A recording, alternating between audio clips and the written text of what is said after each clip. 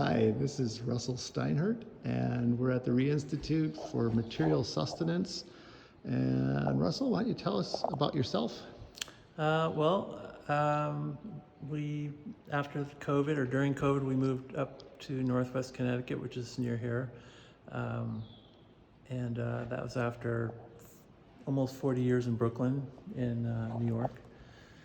And my reason for moving to New York was, like everybody else at that time, to be an artist. And then I got into raising family and doing things to pay the way, pay the bills, and all the while making work.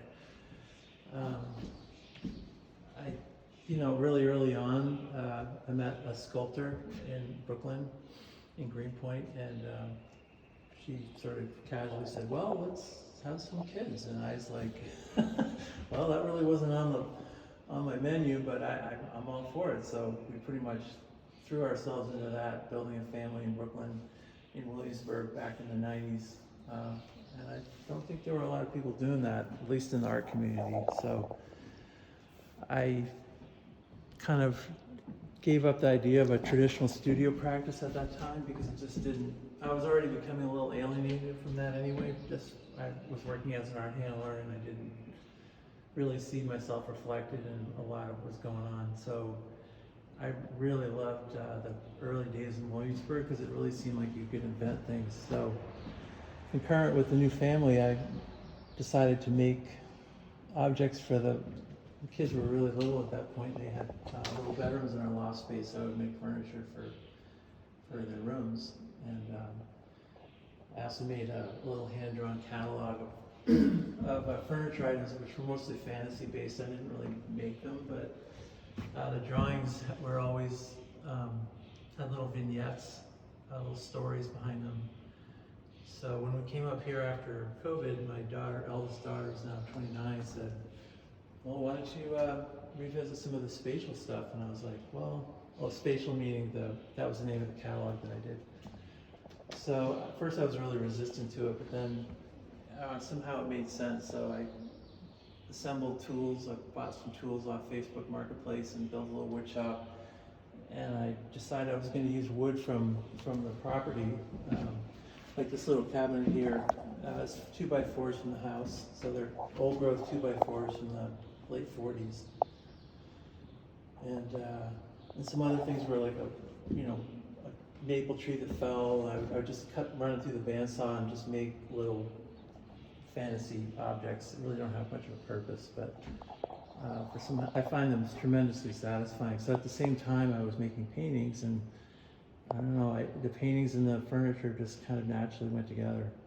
So I just followed it. I didn't really, it sort of turned off my mind and just followed what the materials and the paint and everything was telling me to do, what to do. So there's a new joy in the work, which I'm really enjoying, away from New York, which is secretly I'm enjoying it, although I have mixed feelings about it. But so it's, that's where all this work came from, pretty much.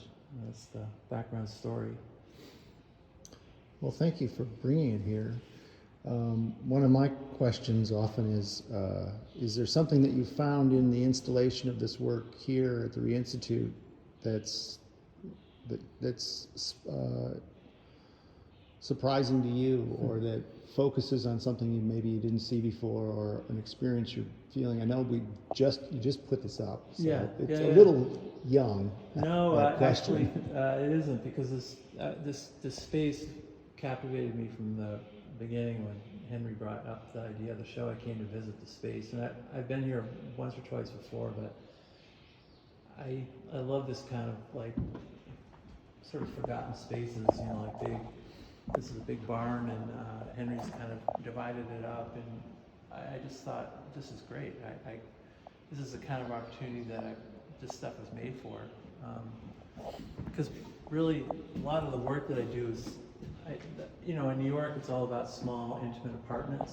So I've always been very sensitive to the intimate spaces of somebody's apartment, like the bathroom or the hallway, or corner of a bedroom or whatever. So there's a lot of my work kind of has that feel. So I sort of feel that I got really excited about this show because it kind of brought back all those feelings, that special spots, you know. And Maybe we can walk back this way Yeah. and sort of give more of an overview of the idea that Russell's work is in a room here, and then there's a whole other second section yeah, here. the second section. Well, the other room was more. I think I brought up when Henry did the studio visit of the Gardner Museum in Boston has her Mrs. Gardner's writing room, and I've always been really kind of super attracted to that idea of like paintings not necessarily in gallery spaces, but in living spaces, especially writing, where you go, you know, presumably you go to write letters to friends or think or read. So I love the idea of artwork in that kind of context. So that's why on the left side I've changed the wall color slightly, just to give it a more intimate feel. And then somehow when we were planning this, the show for the space here, I thought, well, what about on the other side we just do like more like the kids' room, you know, like on the left side is where the adults hang out, you know, where they have conversations about important things, and then on the right side, it's just the kids who leave toys all over the floor, you know, but it's really lively and life-affirming, and presumably, hopefully anyway, some of that translates over into the more so-called serious side on the other side of the space. So, Yeah, I was really enjoying this little one here yeah, at the corral. the corral, yeah, it's like farm animals in a fence. My wife actually comes from a farming background, so I kind of lifted that idea from her childhood, and for some reason it's just really compelling. I'm not exactly sure why, but I think it's more like the humor also, and like especially the canvas. I made that stretcher bar out of some oak, and I stretched the linen over it and used raviscaine blue as a ground, which is tremendously satisfying. And I was like, I was going to paint on it, and I said, you know, maybe we should just leave this alone. Just because it has a color already, the color of the linen, we'll just leave it and put it in the corral, you know. And, Well, it's quite beautiful, and I'm so happy you're here showing yeah, it. so am I. It's a delight, really. It was a pleasure. Well, thank you, Russell.